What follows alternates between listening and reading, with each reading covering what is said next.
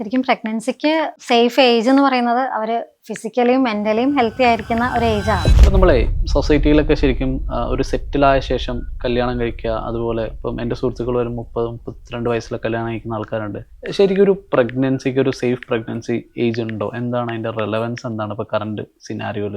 ശരിക്കും പ്രഗ്നൻസിക്ക് safe age എന്ന് പറയുന്നത് അവർ ഫിസിക്കലിയും മെന്റലിയും ഹെൽത്തി ആയിരിക്കുന്ന ഒരു ഏജാണ്. അപ്പോൾ അത് പലപ്പോഴും പണ്ടൊക്കെ ആണെങ്കിൽ നമ്മൾ പഠിക്കുന്ന ചരിത്രം വെച്ചിട്ടോ അല്ലെങ്കിൽ പഠിക്കുന്ന ഒരു കാലഘട്ടം വെച്ചിട്ടാവുമ്പോൾ അതൊരു 21 മുതൽ ഐഡിയൽ ഏജ് ആണ്, മാരേജിനാണെങ്കിലും കൺസീവ് ചെയ്യാനാണെങ്കിലും. പക്ഷേ ഒരു 35-37 വരെയാണ് അവരുടെ ഏറ്റവും ഹെൽത്തി ആയിട്ടുള്ള ഒരു റീപ്രൊഡക്റ്റീവ് ഏജ് ആയിട്ട് നമുക്ക് കണക്കാക്കാൻ കഴിയുക.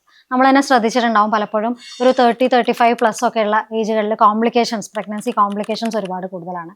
അല്ലെങ്കിൽ പ്രഗ്നൻസി ആയിട്ട് ഉണ്ടാവുന്ന കുഞ്ഞിന് ഉള്ള ഹെൽത്ത് ഇഷ്യൂസ് അല്ലെങ്കിൽ ജനറ്റിക് ഇഷ്യൂസ് ഒക്കെ കൂടുതലായിട്ട് കണ്ടുവരാറുണ്ട്. അമ്മയ്ക്കാണെങ്കിലും പലപ്പോഴും പ്രഗ്നൻസി പീരീഡിൽ ഈ ഒരു 30+ ഒക്കെ ആകുമ്പോഴത്തേക്കും പലതരത്തിലുള്ള ലൈഫ് സ്റ്റൈൽ ഡിസോർഡേഴ്സ് ഒക്കെ കൂടെ കണ്ടുവരാറുണ്ട്. അപ്പോൾ ഐഡിയലി നമ്മളൊരു ഹെൽത്തി ആണെങ്കിൽ, അതായത് പ്രഗ്നൻസിയുടെ ബിഫോർ പീരിയഡ്സ് ഒക്കെ കറക്റ്റ് ആയിരിക്കുകയാണ്, ബാക്കി അതർവൈസ് വേറെ ലൈഫ് സ്റ്റൈൽ അസുഖങ്ങളൊന്നും ഇല്ല, ഫിസിക്കലി നല്ല ഫിറ്റ് ഒക്കെ ആണെങ്കിൽ മാരേജ് കഴിഞ്ഞാൽ ഏർലി കൺസെപ്ഷൻ തന്നെ ആയിരിക്കും ഐഡിയൽ.